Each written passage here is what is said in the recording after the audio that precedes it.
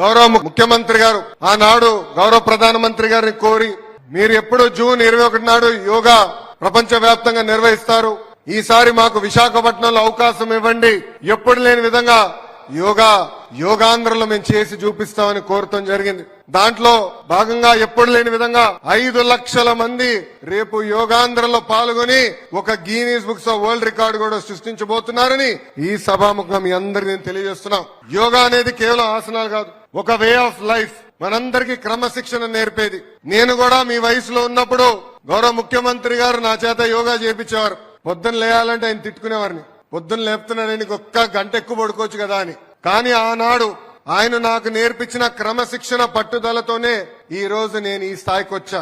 అదే క్రమశిక్షణ పట్టుదల మీ అందరిలో ఉంది, ఇది మీరు మరవదు. ఏ ఆశయాలతో అయితే మీరు ముందరికి వెళ్ళాలనుకుంటున్నారో ఆ ఆశయాలతో మీరు నడవండి, ఒక విజన్ తో పనిచేయండి.